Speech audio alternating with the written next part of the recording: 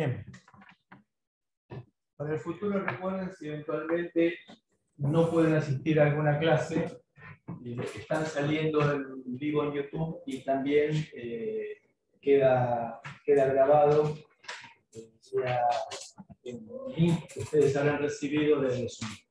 Así que está habilitada esa alternativa. Bueno, retomamos. Habíamos dicho KISS. Habíamos hablado que los programas espaciales en Estados Unidos habían abierto una exigencia muy importante que era la de manejar proyectos muy diversos en el sentido de múltiples especialidades que vinculaban la industria aerodinámica, espacial, mecánica, electrónica. Piensen ustedes que en la década del 60 no existían los microcontroladores, sino que había que hacer todo con lógica discreta.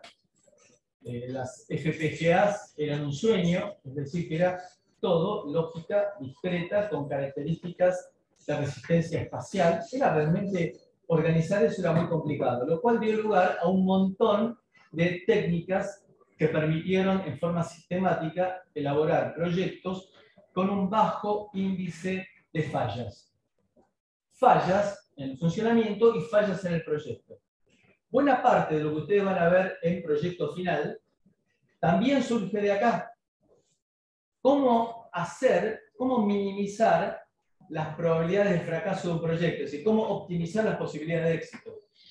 De vuelta, cuando estamos tirando nosotros un satélite y mucho más cuando enviamos una nave con personas adentro, tener que resetear es medio complicado. Con lo cual, nos obligan a utilizar técnicas que arrancan con esto de KISS. Keep it short and simple, que es la forma académica de implementar una idea, que es hacer las cosas simples. Cuando uno ve un tema muy complicado, significa que en algo nos hemos equivocado. Cuando uno ve una placa que tiene un microcontrolador con un montón de periféricos alrededor, significa me equivoqué al elegir el microcontrolador.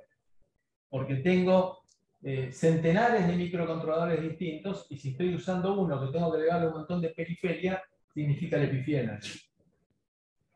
Con esto, entonces, arrancamos con la idea de fraccionar un proyecto en proyectitos. Y a su vez en mini proyectitos, y después en microproyectitos y en nanoproyectitos, buscando llegar a una cifra mágica, que la vamos a confirmar en el proyecto final, que es la de 80 horas hombre. Con lo cual, no me inicie ningún juicio por discriminación. Así es como figura en la bibliografía. Es decir, el hecho de hablar de hombre. Entonces, 80 horas persona. Con lo cual, nos permite a nosotros armar un proyecto basándonos en recortar. Lo primero que a mí se me ocurre es, cuando tengo que programar, es hacer un largo chorizo. Probablemente es lo que ustedes vieron. Un largo chorizo que arranca y que tiene un montón de decisiones en el medio. Esperar que la impresora se libere y me quedo ahí colgado esperando que la impresora se libere. Cuando se libera la impresora me quedo esperando que termine el conversor analógico digital. Y es un largo chorizo. Y cualquier falla que haya en ese largo chorizo significa que se colgó todo. También vamos a hablar en un rato de metodologías para evitar eso. La idea entonces es dividir el proyecto, cortarlo, con criterio por supuesto, e ir asignando responsables, expertos en el tema, consultar a gente que sepa, y lograr un tamaño que sea manejable. Uno va tomando un proyecto, lo va dividiendo, ese proyecto, y termina de lo que sería un largo proyecto, termina teniendo todo un conjunto de proyectitos. Esos proyectitos requieren, no molestar, por ejemplo, requieren que cuando yo escribí la función, la rutina que resuelve ese proyectito, hay que probarla. Lo cual, para probarla, yo escribí esta funcioncita chiquitita de 80 horas persona. ¿La voy a probar yo? ¿Qué les parece? Yo voy a hacer la rutina de prueba. A ver, ¿cómo se especificó esta funcioncita? Esta funcioncita se especificó por alguien que se tomó el trabajo de seccionar el proyecto. Esa funcioncita se especificó diciendo, estas son las variables de entrada, estas deben ser las variables de salida, y tengo que hacer esto con las variables de entrada para generar estas salidas. Está bastante claro y bastante razonable. Entonces pregunto, yo recibí esta directiva, escribí esta funcioncita. Hay que hacer una rutina de prueba. ¿La voy a hacer yo? ¿La puede hacer cualquiera? ¿También yo? No. Lógicamente no corresponde cada uno. Pero... Por eso, la puedo hacer cualquiera menos yo. Porque si yo malinterpreté algo en las especificaciones, voy a malinterpretar también en la ejecución de la rutina de prueba. Entonces, tiene que haber alguien especializado, mejor, en escribir rutinas de prueba. Entonces, habrá alguien que le provea los datos a mi funcioncita y analice los resultados. Y en una de esas, si es algo que maneje señales de salida, tendré que armar una computadora externa que se encargue de probarlo. ¿Qué significa? Que me genere esa señal de entrada y que vea la señal de salida. Un simulador. Más que un simulador, porque si manejo hardware, tengo que verificarlo, porque si yo tengo que manejar en esta funcioncita una contactora, en el simulador, si me aparece un pulsito, digo, está bien, pero claro, si ese pulsito es de 1 microsegundo, la contactora se la saco como si fuera caspa. Entonces, en muchos casos, voy a tener que armar un hardware externo. Paréntesis. En nuestro país hay empresas que se dedican a armar placas. Entonces, yo diseño una placa, por ejemplo, caso que conozco, de una balanza. Entonces, esa placa la arma una empresa. A esa empresa le proveo una computadora que me genera los estímulos balanza y me saca los resultados balanza. Entonces, eso es la parte de prueba. Entonces, que quede claro. Tengo un proyecto grande, lo divido en proyectitos y llevo al límite de 80 horas persona. Entonces, cada una de estas funciones necesita ser probada. Una vez que es probada, y eso me olvidé de ponerlo, en la evaluación diagnóstica, una vez que es probada, lo guardo en una biblioteca que llamaremos OK. Es decir, esta función fue probada. Y a partir de ahí, cada vez que necesite usar esa funcioncita, porque la puedo llegar a usar de varios lugares distintos, voy a linkear con esa biblioteca. Y fíjense que digo biblioteca y no digo librería. Library es biblioteca. Nosotros llamamos librería, en inglés es bookstore. Entonces, aquel que a partir de ahora diga librería, le haremos poner los dedos así y tengo una regla de madera ahí que vamos y le golpeamos los dedos para que no los repitan. Bien, entonces. Hago un comentario respecto a sistemas embebidos y desarrollo de sistemas, que es lo que justamente estabas haciendo hincapié, y lo importante que radica en darle a otra persona que lo pruebe. Simplemente lo grafico en un ejemplo muy claro. Hace unos años me tocó desarrollar, ¿vieron las palas en donde cargan los pallets en los camiones o las camillas donde cargan los vehículos para transportar tipo automóvil club, SOS? Unos secuenciadores de los motores muy sencillos, simplemente para que no entren todos al mismo tiempo y caiga la tensión de batería del camión y se queden todos los motores pedaleando, secuenciaba el arranque de los motores. como es un ambiente muy agresivo, en donde digamos, hay líquidos, hay combustibles, hay digamos, mucho digamos, producto suelto, se lo embebía en una resina epoxi para hacerlo IP67, o sea, que sea apto a inmersiones, que no haya ningún problema con eso. Uno, digamos, al desarrollarlo y al conocer el producto, lo trata con cuidado, en el sentido de que lo traslada de la cajita, lo pone encima, con mucha precaución, porque es el producto que uno desarrolló y con el que trabajó. Y la primera vez que lo fuimos a probar, los muchachos del taller, a mí lo agarraban los cables, lo revoleaban, lo tiraban, que uno dice, ¿qué estás haciendo con el producto? ¿Viste? No es un producto que hay que tratarlo así. Pero sí, o sea, eso es lo importante, de que lo agarre alguien al que no le importa, que no tiene ningún vínculo, ningún nexo, ningún vicio con el proyecto, porque es el que va a detectar el problema, el que lo va a revolver y va a decir, che, se me cortó el cable. Hay que cambiar el cable, hay que cambiar la forma en la que se conecta el cable. ¿Por qué? Porque tal vez uno nunca lo agarró del cable, porque uno lo agarra del gabinete. O sea, uno tiende a cuidar el producto, que Es único. por eso uno tiene un vínculo con el producto. Es muy importante eso, de que alguien por fuera, y sobre todo las cosas, el más bruto que conozcan ustedes, el que maltrate las cosas. Dilela siempre comentaba que los productos, un ingeniero que desarrollaba, que los productos él los probaba en un Ford Falcon, de no sé si era un R12 o un Ford Falcon de un conocido, porque era el ambiente más ruidoso y más extremo para probar algo. O sea, lo metía ahí, si funciona ahí, funciona en cualquier lado.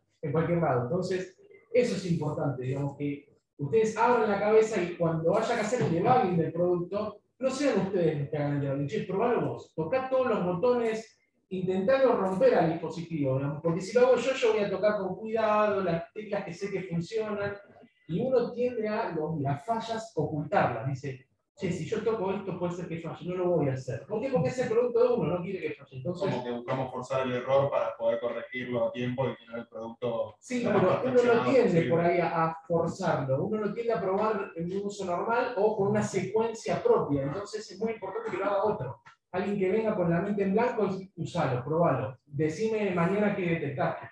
Claro. Hace unos años yo trabajé en el diseño de una central telefónica de programa almacenado para empresas, ¿no? Y cuando escribíamos alguna nueva función, se la dejábamos para que la probara a la noche el sereno de la empresa. Estaba al cohete, entonces le decíamos, a ver, le compramos facturas si encuentra algún detalle. Se engordó como 5 kilos. Y bueno, y él estaba a la noche y entonces le bloqueábamos sin decirle llamados a larga distancia o llamados a celulares sin decírselo y nosotros íbamos guardando un log, digamos un reporte de lo que estaba haciendo. Entonces veíamos fallas y veíamos, como era una máquina de estado, lo vamos a ver después, y veíamos si, uy, cayó en este estado, no puede caer en este estado. Y caía en este estado. ¿Por qué cayó en este estado? Bueno, que lo pruebe alguien, porque seamos realistas, en el siglo XXI nadie lee un manual. Entonces, vamos a tratar de usarlo. ¿Alguno de ustedes leyó el manual de su teléfono? Miren que mentir es pecado, ¿eh? Estamos usando el teléfono. Entonces, es bueno que alguien que no tiene conocimiento técnico y no sabe que después de esta tecla tiene que apretar esta otra tecla, que lo pruebe. Bueno, entonces, estamos hablando de que el KISS consiste en tomar un proyecto, dividirlo en proyectitos y llegar al punto en el cual tengo funciones de un tamaño que sean manejables, porque aquí estoy diciendo yo con 80 horas persona, algo que me entre en el tamaño de la pantalla, código que sean 25 o 30 renglones. Porque, ojo, uno dice 25 o 30 renglones es una cagada. No, 25 o 30 renglones probados y certificados. Hay una vieja, una cifra empírica que decía que un buen programador escribe entre 1,5 y 3 renglones de programa probado y codificado por día. Ustedes dicen, no, yo en un día escribo 100 renglones, 100 sentencias. Claro, probadas y certificadas. Entonces, ahí viene toda la historia. Por eso me conviene usar algún lenguaje que sea más poderoso que el assembler, porque el assembler, un renglón es una instrucción. Entonces me conviene utilizar algún lenguaje tampoco yéndome al otro extremo, pensando en los microcontroladores, en un lenguaje que en un renglón lo que hago son 10K de programa. ¿Por qué? Porque tengo poca memoria de programa, relativamente poca memoria de programa. Bueno, conclusión, entonces, con toda esta historia que estamos hablando del KISS, lo que decimos es no trabajar en grandes proyectos, sino dividir el proyecto en proyectitos y de esa manera lograr el objetivo de partes sencillas y comprensibles. Hacer pruebas parciales. Y a medida que vamos incorporando dentro de ese conjunto de proyectitos, vamos agrupándolos en un... habíamos dicho que llegábamos al nanoproyecto. Cuando llegamos al microproyecto, ya no probar por partes, sino probar integrando. ¿Está claro? Entonces, sé que es difícil de implementar lo que estamos diciendo nosotros porque uno lo que entiende es anda, punto. Y me quedo con eso. Pero lo que decía Juan, después el usuario no va a tomar todas las precauciones que nosotros tomamos de apretar primero esta tecla y después esta tecla. Y nosotros, como lo diseñamos de esa manera, nunca vamos a invertir el orden. Ni voy a dejar una tecla apretada durante un largo rato. Entonces, con todo esto es que tenemos que tomar la noción de que dividir un proyecto en proyectitos es complicado al principio, hasta que nos familiarizamos, porque aparte nos permite reusar funciones. Entonces, la práctica me dice, yo voy a diseñar una función de barrido de teclado matricial, filas y columnas, una vez en mi vida. No, pero ¿por qué? Si yo voy a tener ahora un teclado de 5x4 y mañana uno de 4x8 y después... No. Diseñaré un teclado de n filas por n columnas. Y luego en algún momento diré numeral define, filas 5, numeral define, columnas 4. Chao. Y ahí compilo y ya tengo el barrido definiendo cuáles son los puertos de entrada y salida para filas y columnas. Chao, no se entiende. Entonces, esto tiene cosas muy piolas. Porque voy a armar una biblioteca de funciones que ya están probadas y las voy a usar en el próximo proyecto. Por eso digo que, por ejemplo, barrido del teclado matricial lo voy a hacer una sola vez en la vida. Bien. Entonces, segundo tema. Design for Excellence. ¿Qué significa? Significa varias cosas importantes. ¿Qué son esas cosas importantes? Fabricación y ensamblado.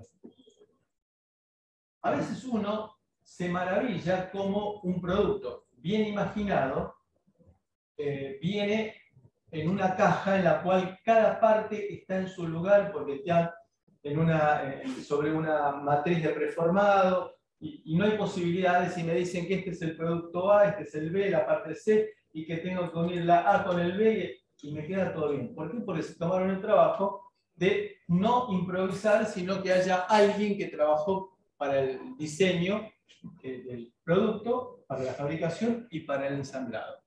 Confiabilidad, testing y service. Desensamblado y reensamblado significa, por ejemplo, de que si tengo que cambiar un fusible, yo sé que tengo que sacar el tornillo J4, el tornillo J14, mover la palanquita esta, liberarlo, correr la placa y cambiar el fusible. Y que después tengo que volver a poner la placa en su lugar, correr la palanquita, el J14, el J11, bueno, armado y desarmado y rearmado. Uso y operabilidad. Lo cual significa que no lo voy a usar yo el producto que estoy diseñando, lo va a usar otra persona. Tengo que hacer manual de usuario. Ustedes en su proyecto tienen que hacer manual de usuario. Tienen que hacer el manual de service. Son dos manuales distintos. Manual del usuario, que es lo que tiene que hacer el usuario, y manual de service, que tiene que ser cosas que vea, así que hay que pensarlo cuando se diseña. No me sirve decir, fíjese si está enchufado, eso es una pavada. Cuando uno lee en un manual que le dicen, Fíjese que esté adecuadamente conectado a la red. ¿Qué dicen? ¿Me están tomando por estúpido? No pasa, no pasa. Sí, pero de vuelta, ¿no se sienten tarados cuando le dicen una cosa así? ¿Qué ganas tienen de comprar otro producto de alguien que me toma por estúpido? Lo que nos pasa con los proveedores de internet, cuando dicen, fíjense si pruebe de desenchufar y volver a enchufar. Espera 15 minutos y ya está. Bueno, green. Este es un tema muy importante hoy en día. Diseñar productos verdes. ¿Significa que se puedan vender en dólares? No. Significa con todas las normas que hoy en día tenemos de los productos que sean ecológicamente sustentables. No utilizar plomo en los impresos, utilizar la menor cantidad de plástico que no sea biodegradable, etcétera, etcétera, etcétera. Que los componentes sean reutilizables, que no creemos basura electrónica, que no contaminemos y que sean eficientes desde el punto de vista del consumo de energía. Con el entorno y el reciclado. Calidad y costo, logística. ¿Y qué es lo que nosotros tratamos? Lo que tratamos es hacer un producto de calidad. Nos resulta muy difícil en este momento, hasta que lleguen al proyecto final, digamos que esto es más o menos, les estoy vendiendo proyecto final, saber lo que significa calidad. ¿Qué es calidad? Bueno.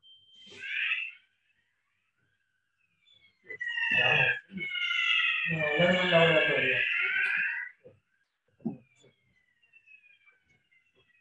Creo que están apagando el auto a las 7. Anda.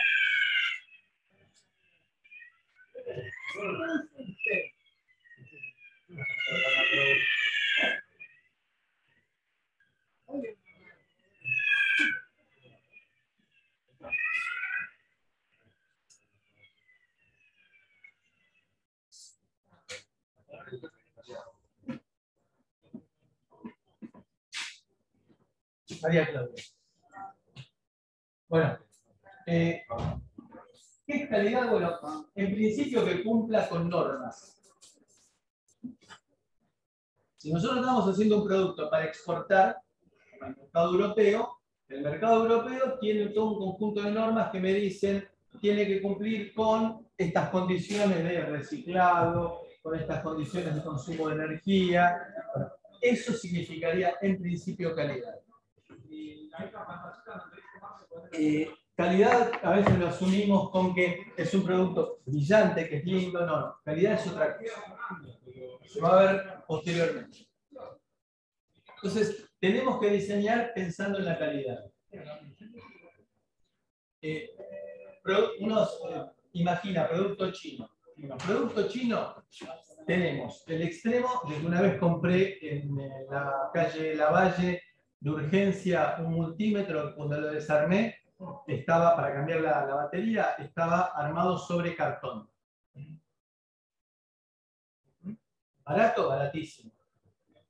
También, esto está hecho en China, pero con estándares de calidad totalmente distintos. Entonces, tenemos que tener en cuenta qué normas queremos, qué fabricantes vamos a utilizar, qué proveedores vamos a utilizar. Entonces, ¿qué significa diseñar para la calidad? Significa, en primer lugar, aprovechar la experiencia previa. La experiencia previa es equipos parecidos. Analizarlos, ver cómo funcionan, ver qué fallas tienen, qué no nos gusta de su uso, pero utilizar experiencia previa. No tenemos que imaginar que cada proyecto es reinventar la rueda. Evidentemente que para llegar a la calidad de una Mac hoy en día, se pasó por un largo proceso de lo que fue la Apple II, la PC y toda la sucesión que hubo de por medio. Entonces, tenemos que utilizar toda la experiencia previa, es decir, hojas de datos con sus correspondientes fe de ratas. Si ustedes se fijan, los manuales tienen la aparición de fe de ratas. Fe de ratas quiere significar errores que se detectaron o frases que no fueron felices o que contienen errores. Luego, notas de aplicación. Los fabricantes proveen notas de aplicación, ejercicios o ejemplos de diseño, manuales de usuario, manuales de referencia técnica. Y acá es bueno hacer un pequeño comentario al respecto. Si uno entra en Internet, va a encontrar precios de componentes que varían muchísimo de un extremo al otro. En muchos casos, la diferencia se debe al soporte técnico que se les puede dar. Comprar en el país, en este momento, con el tema de la diferencia de dólar oficial a dólar financiero, es recomendable comprar en el país, porque una cosa es comprar dólar 114 pesos, que es dólar 182 pesos. Uno paga con tarjeta.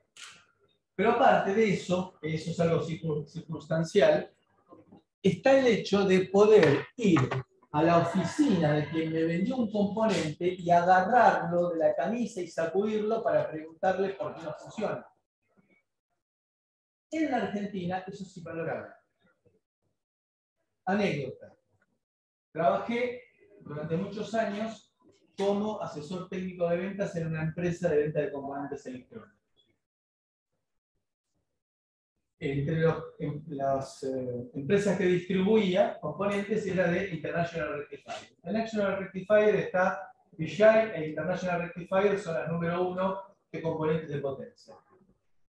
Entonces, me llega la consulta de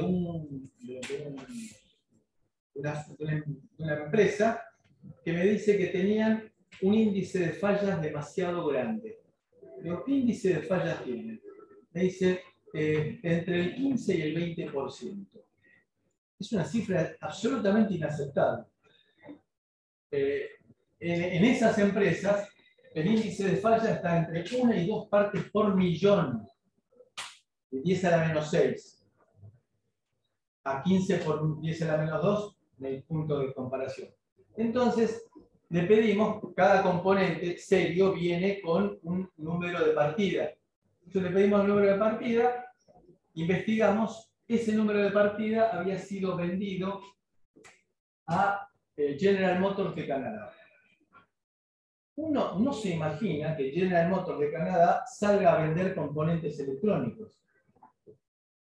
Entonces, lo invitamos a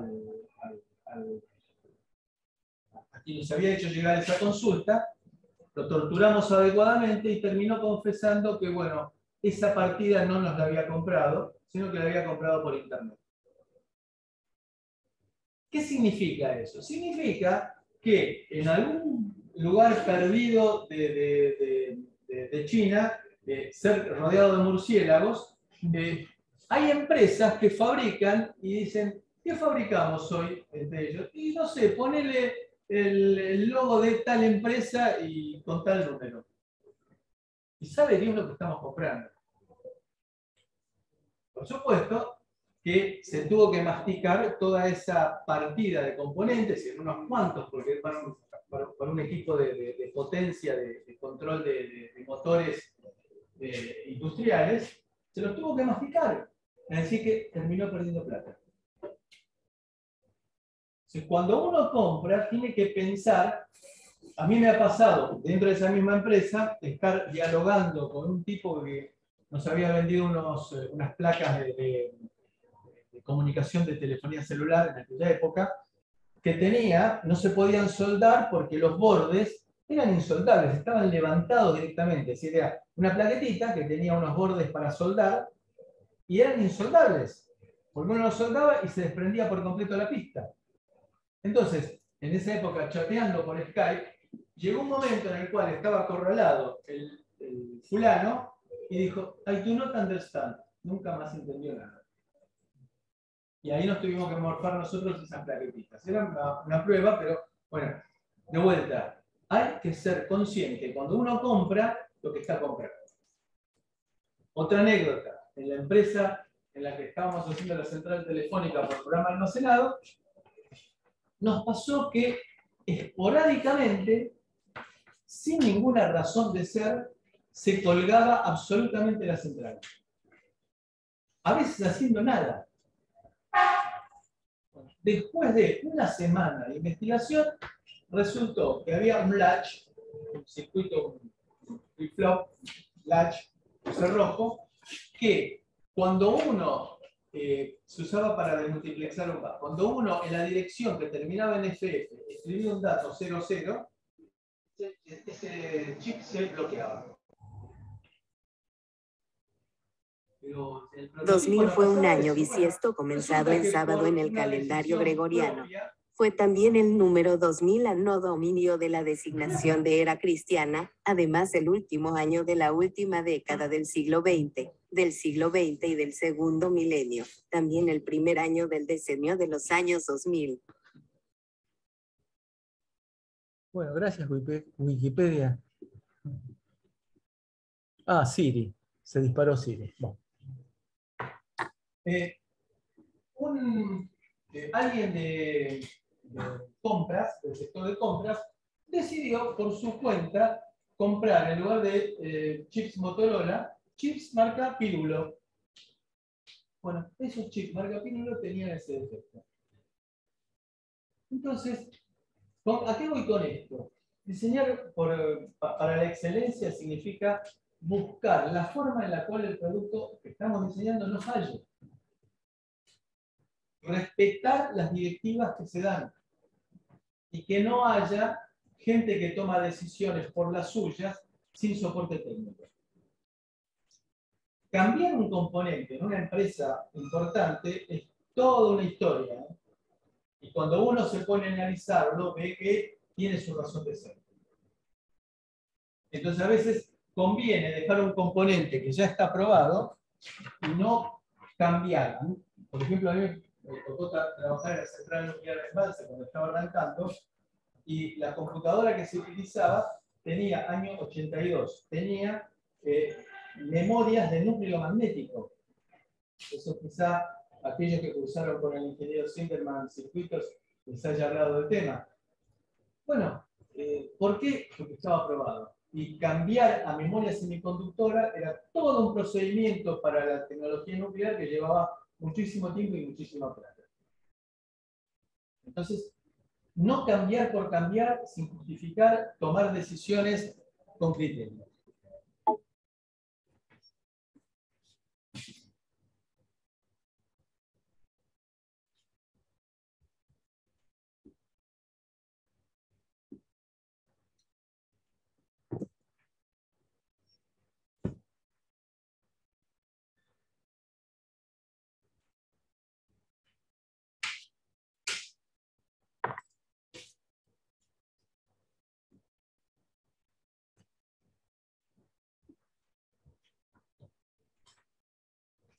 Por suerte ya sabemos que el año 2000 fue un año bisiesto, que no fue año bisiesto.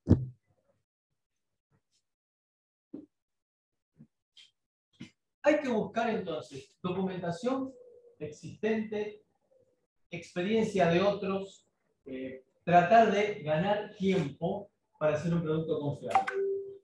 Lo habíamos dicho en la clase anterior, un producto necesita estar en el mercado lo antes posible antes que me gane el mercado otra empresa.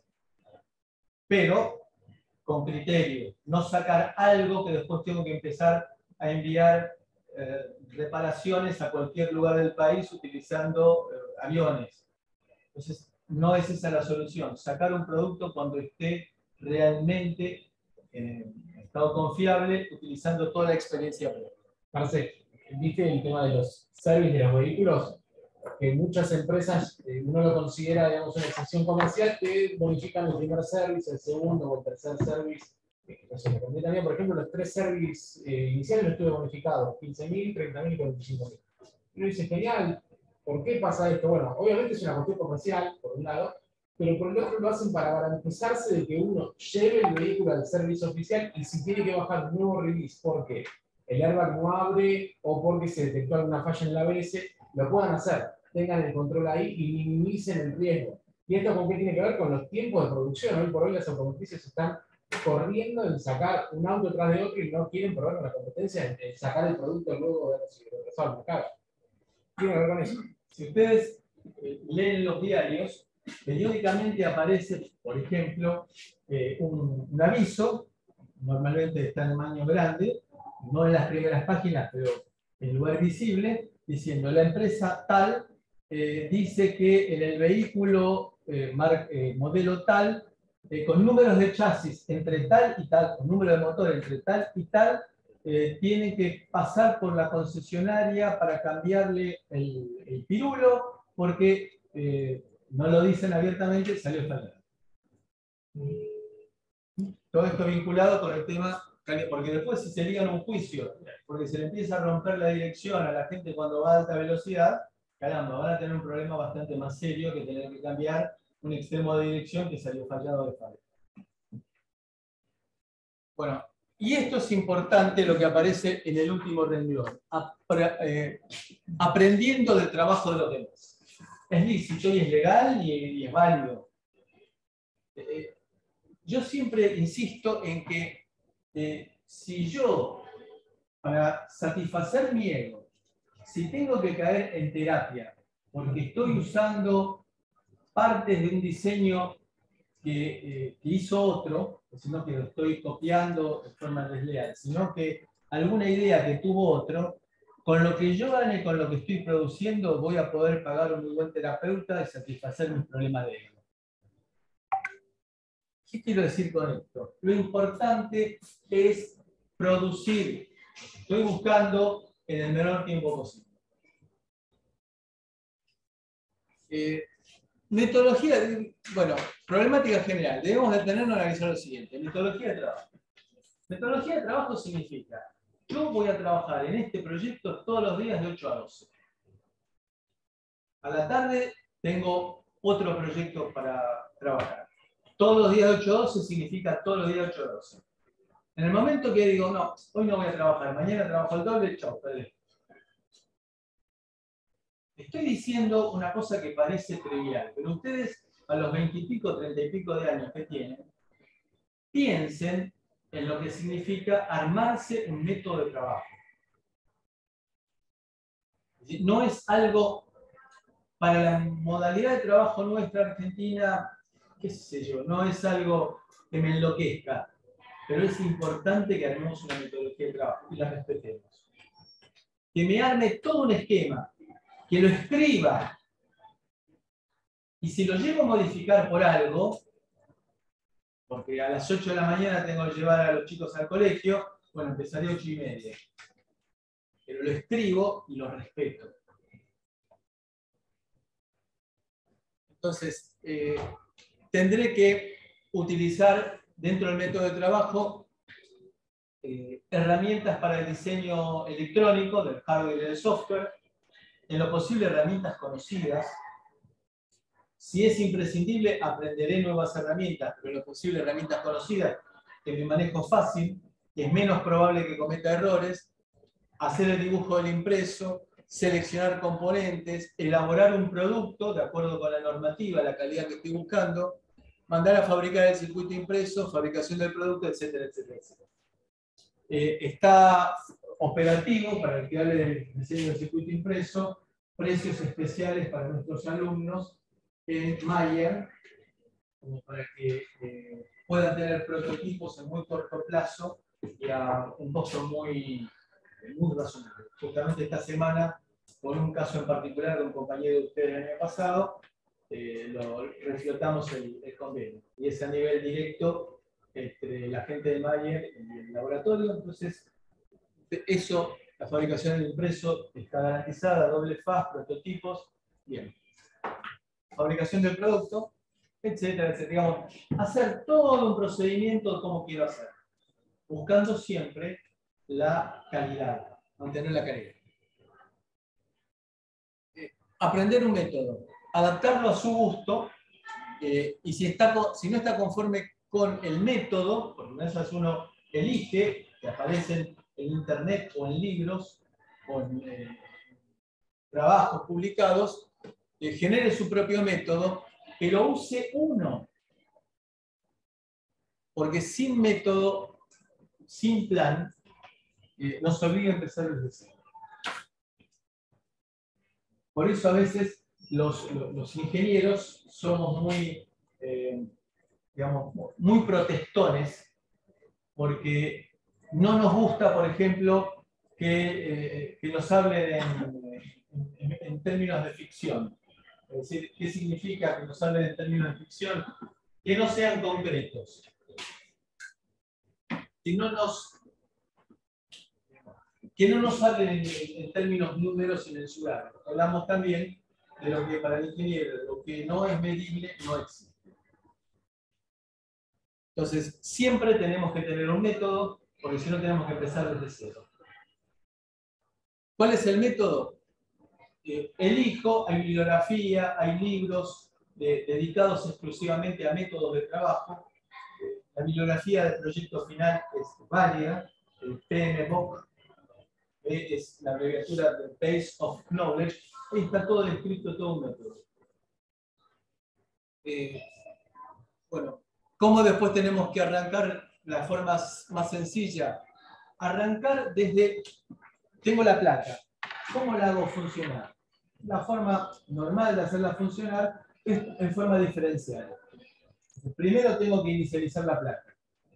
Hacer que el microcontrolador se despierte, que arranque, que programe lo básico y después en forma incremental ir agregándole las funcioncitas. Es decir, no agarrar y tirar todo de un saque, porque evidentemente lo más probable es que no funcione. Entonces, en mi caso particular, ¿qué es lo primero que hago funcionar? El display. Siempre todo producto hoy en día tiene un display. Bueno, ese display lo utilizo como analizador lógico. Entonces voy sacando mensajes en el cual digo, estoy en el estado 4. Pasé al estado 8. Voy sacando y lo estoy usando para debugging. Y después, ¿cómo lo corrijo? Bueno, lo compilo en forma condicional.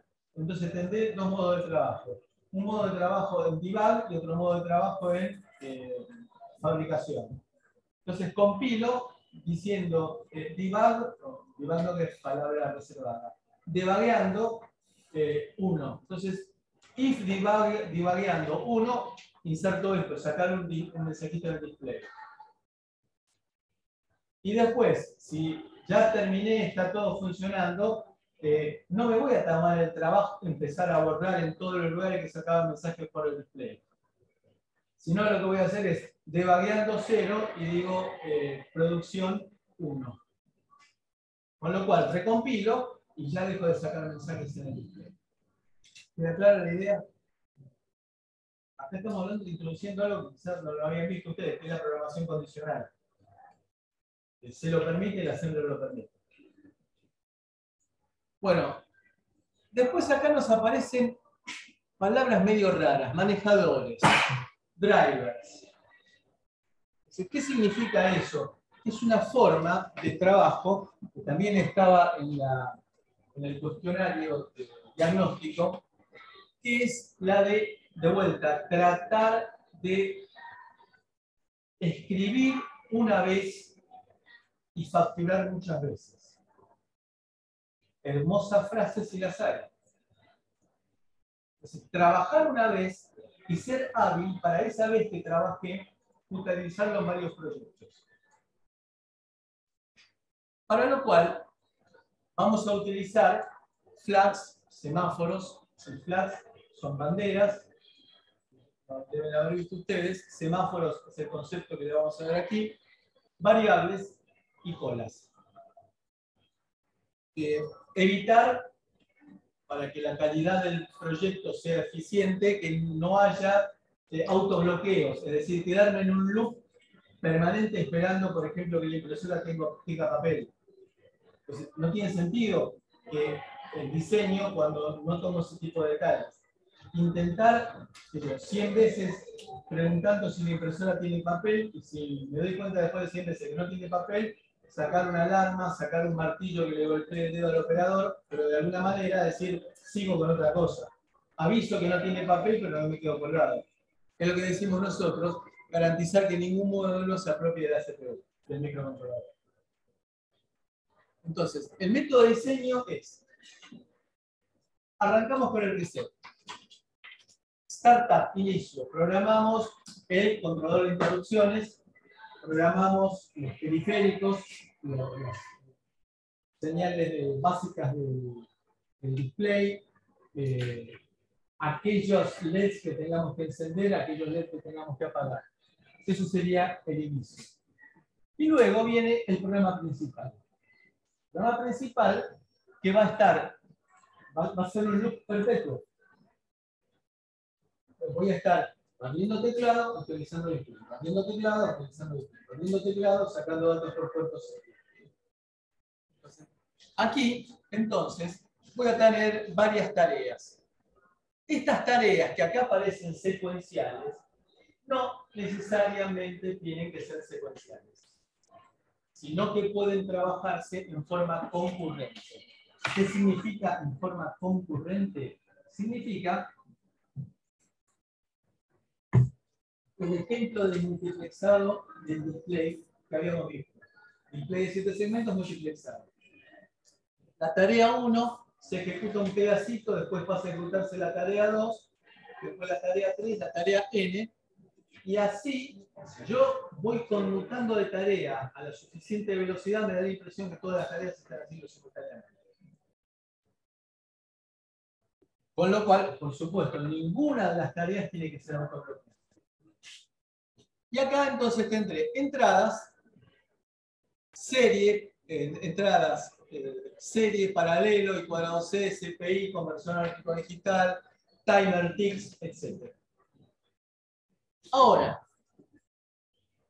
ahí tendré driver de interrupciones de entrada y tendré también vinculaciones para avisarle al programa principal que hay alguien que está necesitando atención. Porque no tiene sentido de que el programa principal esté preguntando, conversor analógico digital, ¿estás listo? Si no lo necesito. Entonces será bueno que el conversor analógico digital me avise, hay algún dato. Para lo cual tendré flags, variables o colas. Esto no significa que la tarea 1 trabaje por flag, la tarea 2 por variable, la tarea 3 por cola, sino que significa que son elementos de sincronización que cada una de esas tareas puede llegar a tener varios de ellos y que permiten que en forma indirecta pero inteligente las entradas me avisan que necesitan atención. Entonces, si me llegó un dato, por ejemplo, por I cuadrado C, entonces el driver de interrupciones va a generarme un flag que le va a avisar al programa principal o a alguna de las tareas al interno. Y luego, algo similar va a pasar con las salidas. Las salidas serán serie, paralelo, cuadrado C, CPI, conversor digital analógico, timers, timer ticks. De vuelta, tendré drivers. Esos drivers tendrán desde el programa principal flags, variables y colas. De esa manera, cuando haya que imprimir algo, por ejemplo, enviar algo por el puerto serie, se le enviará un flag al driver y el driver se encargará de sacar ese dato sobre el puerto de salida. Con lo cual, fíjense, es prolijito esto, es prolijo. No tengo que tener sorpresas. Entonces puedo detectar fallas mucho más fácil. Puedo proyectar mucho más fácil. Entonces, este es el método de diseño fundamental. Normalmente, después del reset, las interrupciones están deshabilitadas. En los microcontroladores pasa eso. Luego del startup se habilitan las interrupciones. Y luego tendré que trabajar con criterio las interrupciones, porque, por ejemplo, una cola llena no tiene sentido que esté recibiendo nuevos datos. Tengo que bloquear la entrada de datos. Una cola vacía no tiene sentido que me genere interrupciones si no tengo nada que enviarle. Entonces tengo que manejar la habilitación de interrupciones en forma diferencial. ¿Qué significa en forma diferencial? No significa bloquear todas las interrupciones, sino que deshabilitar esta, habilitar esta otra, deshabilitar aquella, con criterio. Es lo que decíamos, que ustedes sabían trabajar las interrupciones por prioridades. Bueno, así sí, es decir, pregunto, ¿está disponible la impresora? Si está disponible la impresora, imprimo. Si no está disponible la impresora, salteo la acción, no me quedo colgado. Lo que no tengo que hacer es esto, quedarme bloqueado porque no tengo papel en la impresora.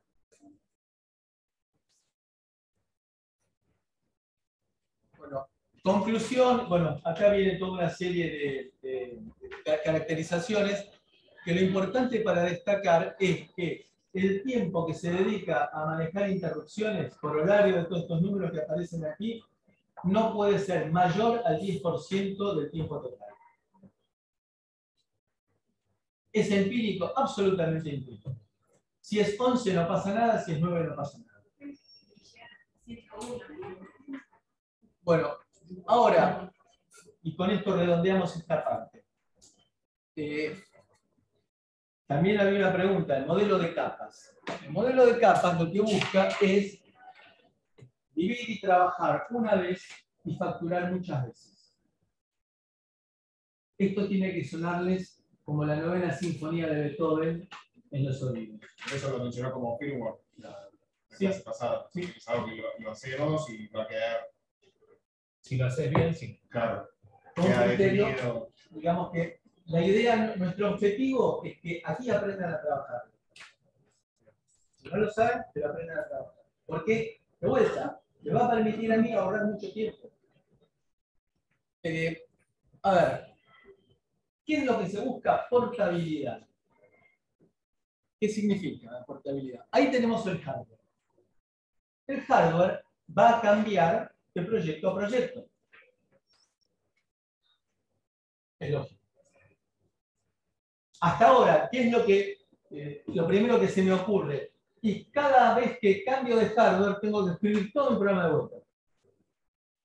¿Por qué? Porque me cambiaron los puertos, porque me cambió la velocidad del micro, porque me cambió.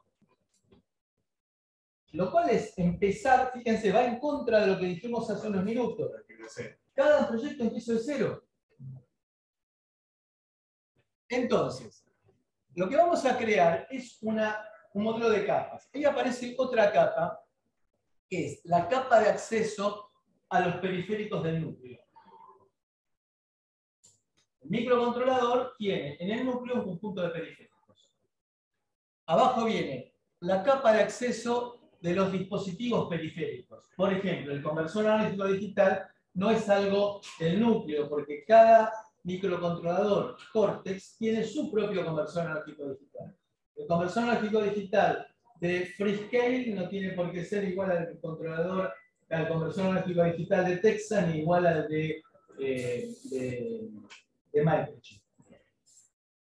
Entonces, ahí estamos hablando de una capa de abstracción que lo que pretendemos nosotros es independizarnos del componente, del hardware. Entonces yo crearé una función que sea Start Conversion, arrancar la conversión. Yo voy a llamar a Start Conversion. Para cada caso tendré que utilizar una función Start Conversion distinta. Pero desde mi programa macro, yo voy a llamar Start Conversion. Chao. Y después tendremos funciones de acceso a los periféricos. Son APIs. Y acá entonces me aparece un concepto importante, que es la necesidad de que el fabricante del microcontrolador me dé funciones que me permitan ganar tiempo. La vinculación existe entre estas dos capas adyacentes. Nos aparece otra capa que ahí es la capa de device drivers. Ahí será en donde yo tengo el start conversion. O sea, el start conversion se va a comunicar con esa capa de acceso a periféricos y le va a decir, bueno, vos tenés que adecuarte para manejar este hardware. También la vinculación se da entre capas adyacentes. Y por último, arriba de todo, tendré mi aplicación. Entonces, mi aplicación es la que va a decir, arrancar la conversión y tengo un resultado.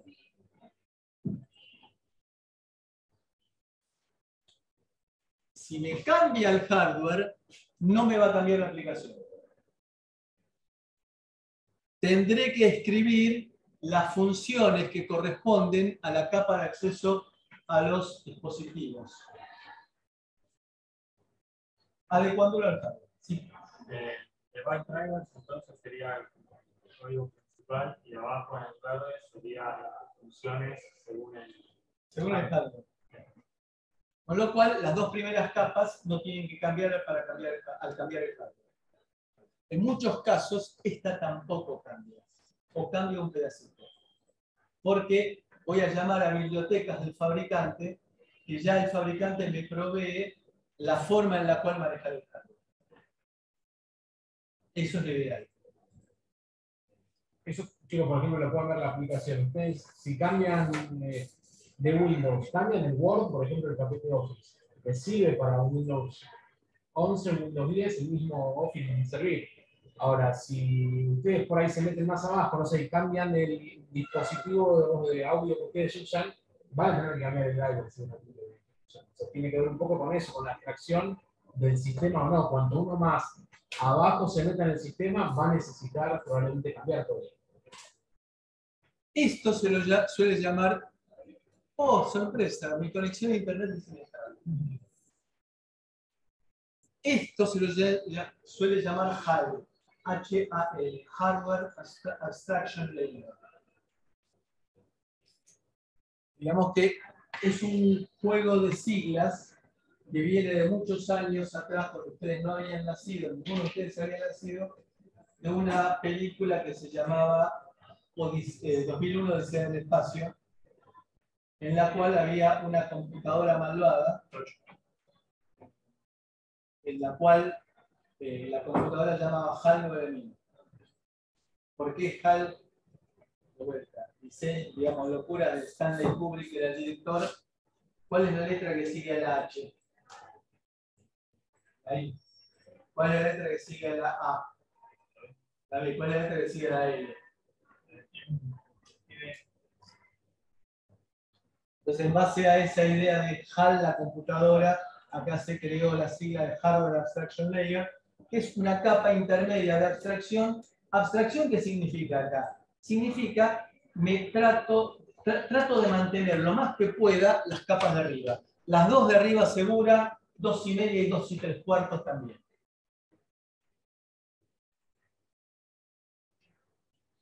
No está permitido que de la capa de aplicación maneje directamente el hardware.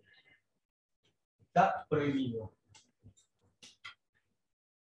Pero la idea es que un cambio del hardware nos vamos a la capa HAL, vamos a la universidad. La mayoría de los cambios los tengamos que tener en esa capa. Entonces, me circunscribo a un pedacito. Bien. Entonces, yo digo de vuelta, start conversion, read conversion. ¿Cambiará al cambiar el conversor? Seguro que sí, porque suelen ser totalmente distintos. Pero la parte de manejo del conversor, desde el punto de vista de la aplicación, no cambia. ¿Preguntas? Entonces, las dos capas de arriba son portables y voy a tratar en lo posible que la capa verde también sea portable. Si significa que si cambio el hardware, cambiaré la última capa y algo de la capa verde. Y trataré, si diseño bien, de que cambie lo menos posible. ¿Consultas? Nos merecemos un descanso. Profe, la primera que decía de los tiempos, ¿cómo había dicho? 10%. 10%, sí. El tiempo de interrupción dedicado a la rutina de atención de interrupción no debe superar el 10% del tiempo total. Es decir, de cada segundo puedo estar 100 milisegundos como máximo en interrupción. ¿Por qué? Porque si no puedo llegar a que, supóngase una rutina de atención de timer que me demore, hago una interrupción de timer cada 50 milisegundos. Y que la rutina de atención de interrupción del timer me dure 51. Se me produce una catástrofe porque no terminé de procesar la rutina de atención de interrupción anterior cuando me entró una nueva. Eso se produce un desborde de la pila, se estrelló el sistema. Y tengo que manejarme con tiempos porque si estoy atendiendo permanentemente interrupción, ¿cuándo hago las cosas de veras? ¿Está bien? Es decir, si estoy atendiendo el teléfono permanentemente porque me están entrando llamados, ¿cuándo hago mi trabajo esencial? ¿Está bien? Sí, reparto de las cargas.